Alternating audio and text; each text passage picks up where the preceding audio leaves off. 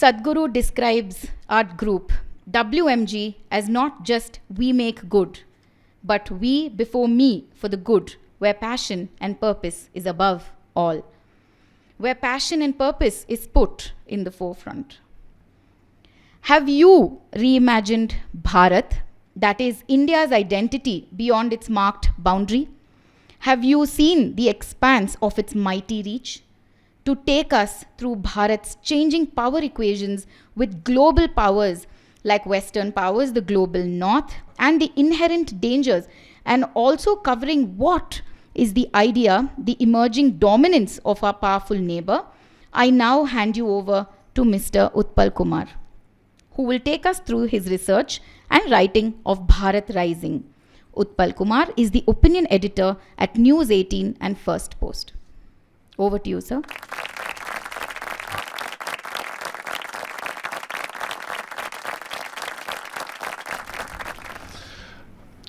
Good evening, ladies and gentlemen. It has been a pleasure talking to you with such an esteemed audience. My topic today is Bharat Rising. It's based on my book, which has just come up. It's called Bharat Rising, Dharma, Democracy, Diplomacy. And since I've written this book, I don't know how many times I was asked that why I kept the name Bharat and not India. That question has come up at, if not dozens of times. And so, yeah, I'll start my talk with that. Bharat, when I say Bharat, I should categorically say that I have nothing against India, the term India. This is something, we have built. We have built a brand, a global brand called Make in India. So we should continue to have it. We should continue to cherish it, and we should continue to push it globally. But Bharat has something more. Bharat connects me gives me a deeper meaning to the idea, and I have at least three reasons why I prefer Bharat and not India. One is, of course, this is one name and this is the only name which we have given to ourselves. All other names, whether it's Hindustan, whether it's India, they all have been given by people from outside. So I think the name which we gave to ourselves, I think that should be closer to our heart. Before you think that I'm turning emotional about that, there is a more pragmatic reason also why I believe that we should slowly but surely start calling this country Bharat. Bharat and the idea of Bharat. And when you talk about idea of Bharat, we need to know what is idea of India. We all know there's a book by Sunil Khilnani, The Idea of India. And the basic premise of that idea of India is that this country is a young country. It's a young nation. It is largely a product of, freedom struggle, Mahatma Gandhi, Nehru, constitution, which is fair enough. Constitutionally, politically, that's right. I mean, the kind of, parliamentary system we pursue, we have been following, that has its origin in our constitution. But it doesn't answer the entire question. There are many things which are still left unanswered, and that we realize when we see our two land masses, which got separated from India, which today we call as Pakistan and Bangladesh. Same land mass, with similar, culture. It has the same, role in the freedom struggle. Almost similar people participated in that independence movement. But today when we look at Pakistan, it's a failed democracy. In fact, today, just recently, there was an election there. And it was not even sure who won and who lost. Things are so bad. Minorities are in a very terrible situation, and Hindus are not really less than 2% of population in that country. Similar is the case with Bangladesh. There used to be almost a third of population 50 years back. Today is less than 8%. But not that. If I have to quote one of this professor in Dhaka University, he says that Hindus in Bangladesh have 3 decades of existence in that country. That's it. And trust me, it's not an alarming figure. I talked to one of my friends, he just came up with a big book, Being Hindu in Bangladesh, Deep Halda. And I asked him that, is it an alarming picture? He said, no, it's not. And he said, most of the Hindus in that country are looking at the victory of Sheikh Hasina. If she loses, there will be mass exodus. So if existence of a community, of especially minority, rests on the fate of one political personality, you can understand the condition there. So this is what happened. So we realize that when we talk about idea of India, we are not getting the total picture of why India today is a flourishing democracy, why liberalism still thrives, why secularism is so core to our values. And that's where the idea of Bharat comes to the picture. When we look at idea of Bharat, we are instantly connected to our civilizational root. We automatically go back and touch our culture thousands of years back through various Vedic period, Saraswati civilization, and then we know that we are today liberal, not just because we have a constitution there. We are liberal not because we had Gandhi and we had Nehru. We are so because we have always been like that for millennia. And in fact, any community across the world which faced a problem, which was persecuted, whether it's Jews, whether it's Parsis, or anybody else, they found refuge in this land. They were never asked to change their faiths. They were never asked to change their culture.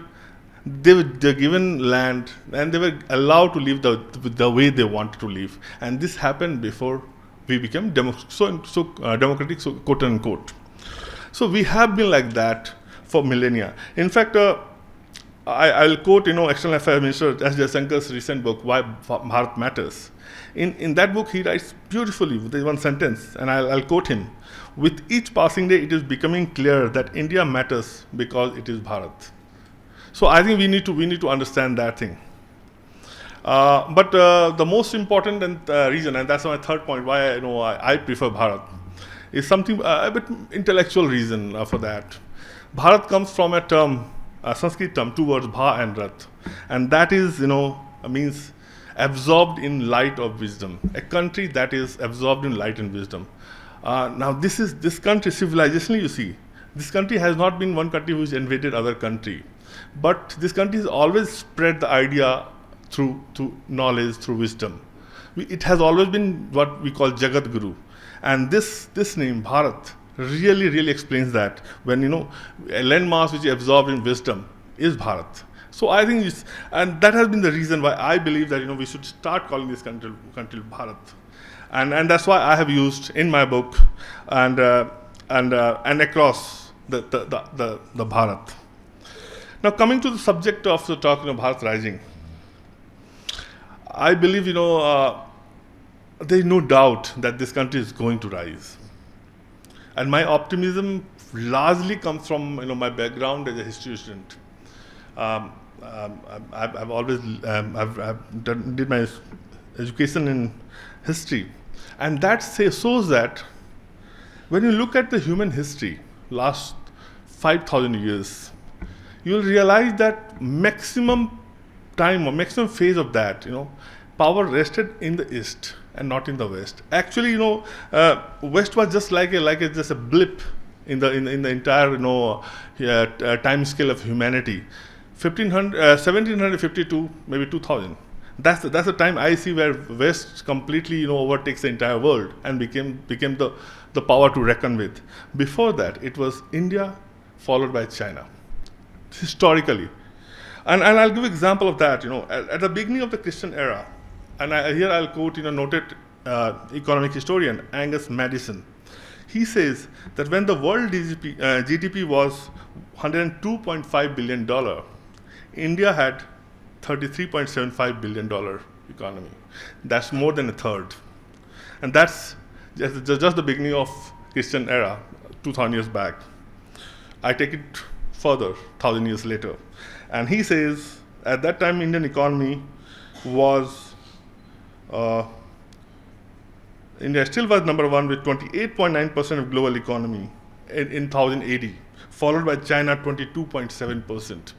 So that from beginning of Christian era to 1080, it was India it was leading and leading quite comprehensively. I take it back to the time, just at the time when British came to this country, and when Aurangzeb's misrule or whatever you call it was there. At that time too, India was number one, despite everything. Last 700 years of bloodbath in this country. Despite that, this country was number one, and that I'll explain later in my speech why. Why, even after 700 years of Muslim persecution in this country, and it was one of the worst phases in the human civilization, where people were massacred in hordes. And despite that, India still remained number one in the world. And why? Within 50 years or within 30 years of arrival of British, I remember 1757 was Battle of Plassey, and within 15 years there was a massive famine in Bengal, and Bengal used to be historically the most prosperous region in this country. So you can understand. So what happened? I'll explain about this later. But coming to that, India had been from the Christian era to 1700 BC. Time of Aurangzeb, India was number one country. The only time India slipped a bit, according to Madison, was in 1500 AD. At that time, India just marginally, by 0.% went behind China. And maybe you can understand at the time there used to be Mongol invasion in this country. So you can maybe understand, you can explain through that.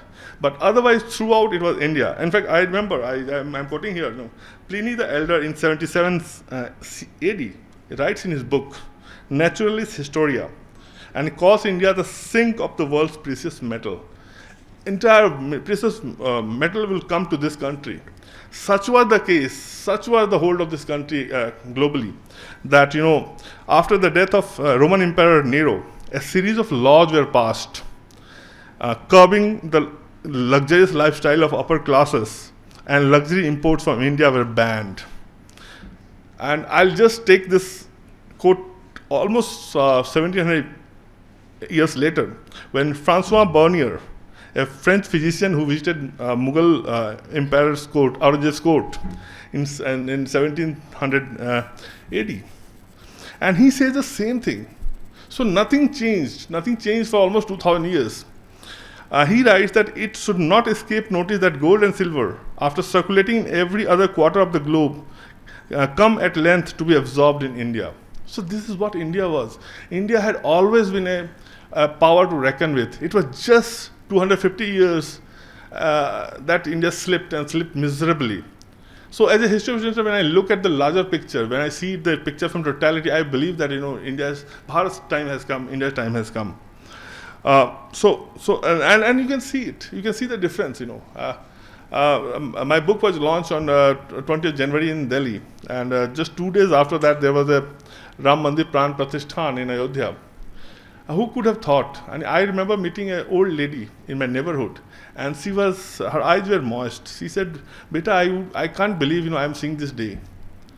And I'm sure that she touched the heart of the core of many Indians who had the same feeling, including me. I never thought that I would see that day. I never thought that I would see the day when Article 370 won't be there in this country. Despite I've been covering journalism for the last 2 decades, more than that. I never thought. So I think we are living in an extraordinary times, and that suggests that things are changing, and changing for ourselves. And who would have expected a temple in UAE, the place from where Islamic marauders would come and destroy our temples? Today we have such a bhavya mandir there. This suggests that things are changing. There is a change of, and I believe that like human, every country have their own destiny, and like Sanatani, I believe we have a cyclic. So I think we are past the bad phase. Now, अब इसके बाद जो होगा अच्छा ही होगा. That feeling I have, and I believe lots of murtis of Shivlingas are also appearing wherever. So these all are indications, and a believer in me always says that things are changing, and changing for good. Just a while back, I said, why why 700 years of Muslim misrule, plunder, killings, violence didn't improvise us the way British could do within 15 to 30 years. So I'll talk about that part now. See, there is one fundamental difference between Muslim rule and the British rule. Muslim rules invaded us physically. They killed us physically. They destroyed our physicality. They destroyed temples. They killed us. They raped us. They did 1,000 other things. British were different. They attacked our mind. They attacked the way we think. They put virus in our head. So our entire thinking changed, and that's where the entire crux lies. British Mughals and the Sultanate period before that, they were largely a urban center phenomena. And since the population wasn't much, they will be stationed in a garrison in the urban areas, and they will occasionally come out in few months and raid the villages. In the process, they will take the money and go back again and be there. With the arrival of British, that changed. What British did, British reached to each and every corner of the country, villages. They taxed farmers. They completely changed the traditional education system. They took control of our temples. Now, temples are one thing which I have always thought is very important, and I believe that the audience here should also realize temple is not just for prayers. Temple is much more than that. In fact, in my book, I say that that Hindus can wait to have UCC. They should first fight for the temple's liberation, and I have a reason for that. I believe that temples historically has played the role of this strengthening Hindu society from within and without, and that's what British did. British, by controlling this temple, they are the first who took. They first made us believe that we are incapable of handling our own institutions, which other minorities can do. And unfortunately, our rulers post-independence agreed with that maybe, and they continue to control Hindu temples while minority institutions continue to be left to be run by their believers. But temples historically, what they did, they promoted education. They will build roads. They would build dams. They would also, since there were a lot of, they had a lot of money invested there. They had the people will gather there in temples. Temples would be the one place which will grant money for the outside trade. Because it was at that time it was very dangerous kind of trade to go to China, for instance, for trading. So that temple would do. Once you destroy temples, then you are destroying the entire society of that phase. Society completely becomes dependent on the Mai-Bap government, and that's what today's government want, and that's why today our Hindu society is like that. So, but traditionally our Hindu society was not like that. It was very strong society. So, unlike what Francis Fukuyama in his book says, that in his book The Origin of Political Order, he says that unlike the West, India had a strong state and a weak government. I believe that we have a very strong state as well as strong society. And this strong society came precisely because we had temples. Temples was controlling our this, and we didn't care. And in fact, it didn't matter beyond a point that who is the ruler. If invasion happens and some marauders will come and do something, then otherwise it was a life on its own. So that got changed when British came. They completely took over temples, and also they took over our education system, schools. Now we'll say that there will be people who believe that British came and they educated us through English education. They should read Dharmapal's book, The Beautiful Tree, and he quotes British administrator of that era. He's not saying on his own, so we have to trust him. British administrator like Munro was in that part of the world. So he quotes British administrators saying that for example, there were 1 lakh schools in Bengal. That school may not be like today's school, St. Thomas and St. John's, but they were traditional Indian Bharatiya school, and they used to give in knowledge, or traditional knowledge. So at that time, the level of literacy in this country was much more than what the British left when in 1947. But more importantly, it was not the preserve of just Brahmanas, as we have been told. Numbers, I don't have numbers right now, but there were quite a sizable representation of even the so-called lower castes like Domes and Chamars. And not just as students, but also as teachers. So it said a lot about that. It also debunks the theory that, that our society was completely closed. Though I'm not the one, who'll defend, caste discrimination. That should be accepted. Because first you accept, and then only you can make the changes, whatever mistakes happen. So there were, but it was not as big as it has been projected. Just like sati was not big as phenomena, it has been projected by William Wending and Raja Ram Mohan Roy and his followers. It was a phenomena, but not that big. It didn't signify Hinduism per se. So, but then that's how you create narrative. And one narrative we are seeing right now when people say that Naya Bharat is all about dictatorship, authoritarian, democracy is hardly there. You read New York Times, you read Washington Post, and that kind of narrative you still see. That narrative has always been there in some way or the other. So coming to the discussion, why our king, why our society, for instance, was strong, and and despite the fact that our king was also strong, because our king in that time was strong, but he was not a tyrannical ruler, because he worked under the cover of Dharma. So Dharma would be bigger than the king.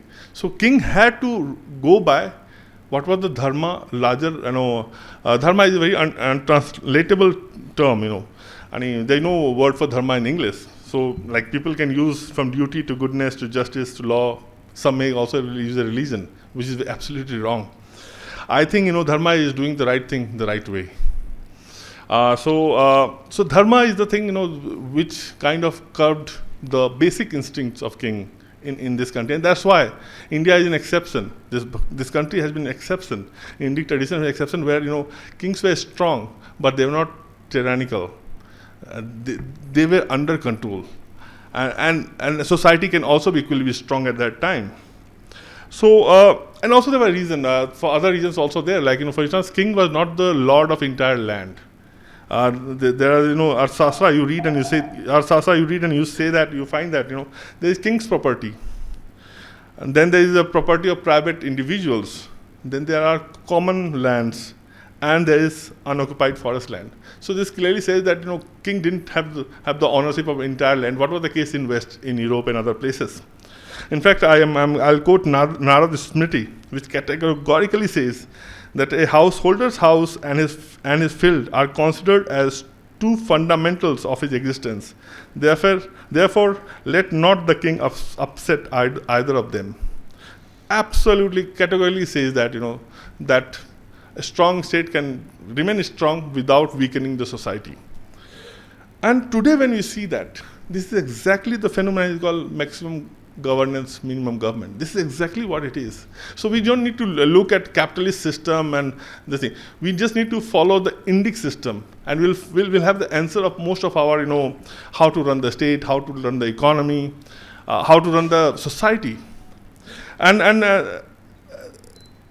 you read Arsastra, you find the same thing. Arsastra clearly says that it's not the duty of the state to run the industry. State can just make roads, can create good law and order situation, can ensure that no one is persecuted unnecessarily. So this is exactly today's phenomena when government say that there should be minimum government. This is what minimum government is, but maximum governance. So this absolutely reminded, and that's why I think we are slowly. I say that we should be slowly moving towards Dharma, and we are slowly going towards that. We might not use that term, but we are slowly, but surely going to that. And some of the incidents are a reminder to that. One thing, most people complain in today's time. They say that, we have kind of, in last 10 years, we have let down our makers of this nation, modern nations, because they wanted a modern, they wanted a modern secular state. I believe that it's also another fallacy, another narrative which is wrongly peddled. India, when it was born in 1947, at that time, you see the the way it was celebrated. It came across as as that people country was again going back to civilization roots. Havans were happening the way it happened when Naya Parliament came up. Havans were happening. Even Nehruji took part in that, in some of these spiritual activities. In fact, I remember D.F. Karaka, who was a journalist at that time, in his book Betrayal in India, he categorically says that the mood was spiritual in this country at that time, at the time of independence. And I'm talking 15th August 1947. Then what happened? That country suddenly turned, where he found that religion kind of being opium for the masses. It didn't happen in 47. It happened. Started happening in the 50s and took real step after mid 50s, especially after the death of Patel. Patel died on 15th of December 1950. After that, this country actually took decisive turn towards the left and not the right. And example is the way Purushottam Das Tandon, who was the president of Congress at that time, he was hounded out by the liberal Nehru.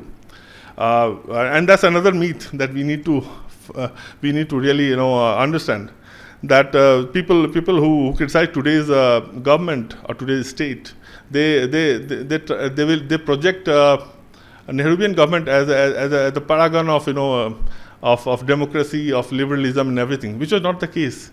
In fact, I don't remember last 10 years, people can tell me that they remember any book being banned in last 10 years in this country. But you'll be surprised to know that more than 30 books were banned by Nehru between 1947 to 1964, more than 30, and that's a very conservative number. Some people say that it might go more than 52. I don't remember a very big personality of personality in the field of art or culture being jailed for criticizing Narendra Modi, for calling him dictator. I don't remember this. But I remember that when Nehru was prime minister, one lyricist, one very famous lyricist, Majid Sultanpuri, was jailed for 2 years just because he compared Nehru with Hitler. In his poems, and poems are like that. Poems are like, and you go overboard sometimes. But for that also he was jailed. In fact, the way he was selected as prime minister itself was undemocratic. Of 15 people who chose the prime minister of that time, 12 were in favor of Patel. So I mean that entire idea itself suggests that there was hardly that to criticize today's Bharat with Bharat of 1950 itself is a bumcum in that way, and that's where I believe that part of that problem is that, and that's why I give credit to this current establishment.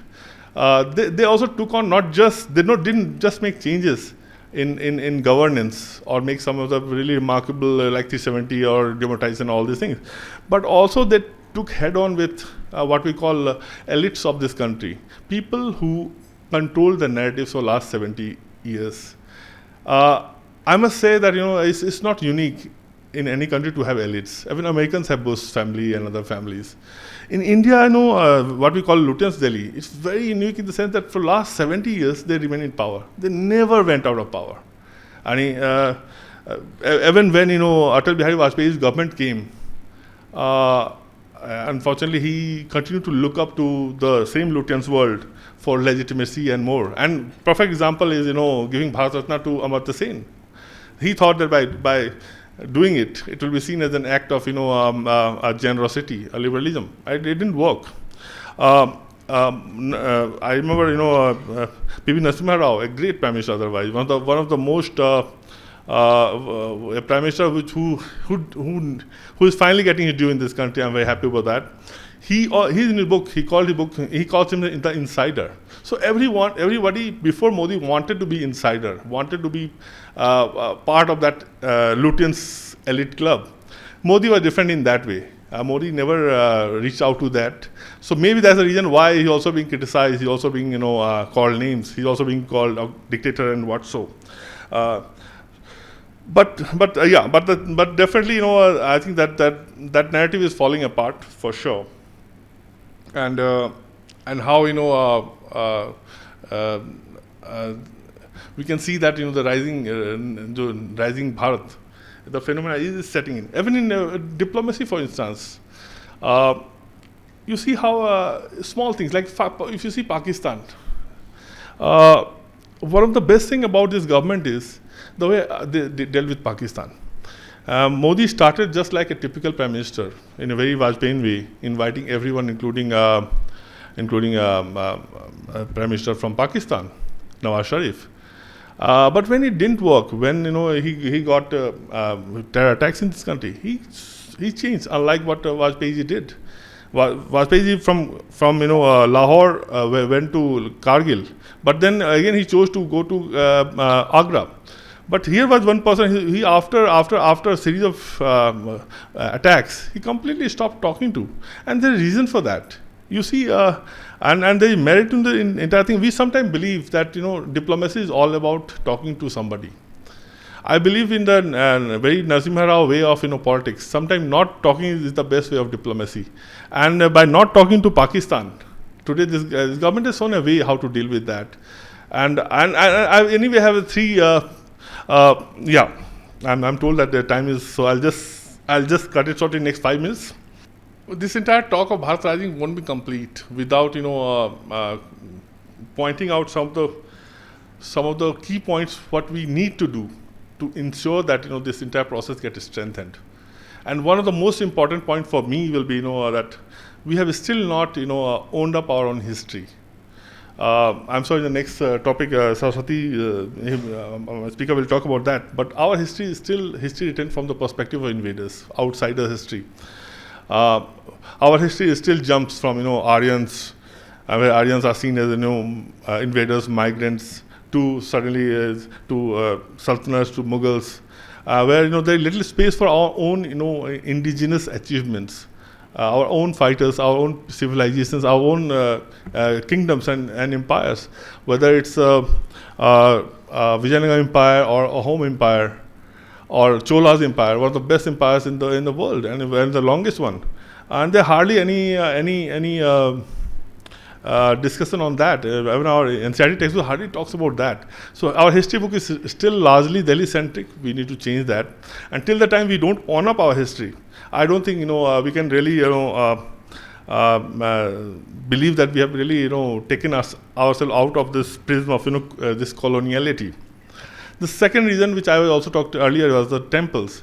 We need to liberate temples, and for the reasons I initially talked in my talk.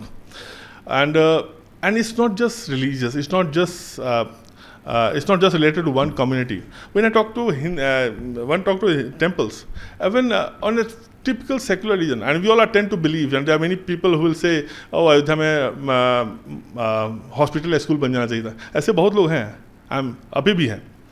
उनके लिए भी मैं बोलूँगा कि even that argument does not fit in here. If you see the data, and the data of from Tamil Nadu says that T.R. Ramesh is doing a wonderful job in Tamil Nadu, and his data says that only 1% of the rent of what the state should get back for the property rents is only 1% states gets back. 99% is taken by corrupt elements. So it's not coming also to the secular state. 99% is taken by the chores, thieves. So it's even for secular reason it doesn't make any reason for that. The third point will be to solidify our the Bharat Rising will be right. We have to change the right to education Act of 2009. Till the time we don't do that, what temples are doing exactly we are doing with the education system. Last 1 decade, more than 10,000 schools have been closed, and all these are mostly Hindu schools. Reason being, and I'll quote data from the 2017 CAG report, which says that the government takes as much as 307 days to release funds for those 25% seats for children belonging to economically weaker sections. Now, and this is a very conservative number, I'm saying 307 days. You go to Bihar, you go to some other states, it goes to 2 years. Now a common school, people running with meager resources. Somebody wants to help the society, somebody wants to do their bit for the people.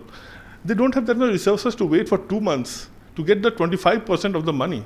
So instead, schools are being closed, and these are our schools. Because minority schools are left to do. It's a very unique phenomenon that that government is not allowing them to do good work. They should also allow them to help the 25% weaker section students. So 10,000 schools in last 10 years. I think we need to really wake up. And this is happening when there is strong government. Our own government is there, people say. The fourth part is quite dangerous, and that actually threatens to turn this country into Islamic land. Is a Waqf Act of 1995, and a Waqf Act is so amazing. I come from Delhi, and 77% of Delhi is claimed by Waqf. They say that all are Waqf, including Delhi High Court, the, Central Vista, CGO complex, Jawaharlal Nehru Stadium. All these are claimed by Waqf board. In fact, interestingly, there is a temple in Tamil Nadu, which is almost like 1,500 year old, that are also been claimed by Waqf. Now, the problem is the guy claiming didn't realize that Islam is 1,300 year old religion, but they claimed it. So, and why they're claiming it? That's fantastic. Because there are sections. There are two sections, Section 4 and Section 40. I will not go in detail because I don't have time. But these sections put the onus on the person to prove that the what Waqf is saying is wrong or right. Now, who has time to do that? I will not go. Most of people don't have the time to do that. But these are the legislations being put, and they are still not being changed. It's time we change it.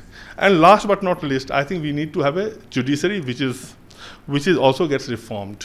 I mean, we have 50 million cases pending up there, and some of the decisions which our judiciary takes, I'm sure they're doing it in very, very noble reasons, but they also harm the growth prospect of this country.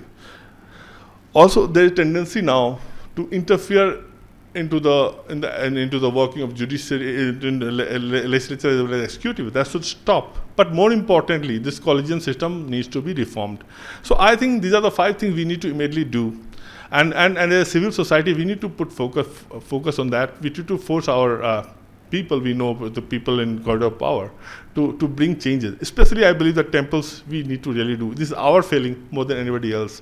That still, temples are being controlled by state. And I suspect that most of us still believe that, it's better that government is doing it. And अच्छा है, corruption कम हो रहा है. I think that's an inner feeling I believe most of us have. I think we need to change that. We need to own up. If we want to make the society strong, I think that's the one thing we need to do. I'll end my talk with, on a positive note. And I believe that's where I believe that there is hope for Bharat Rising. I was in Banaras last week, obviously for the book release function and everything.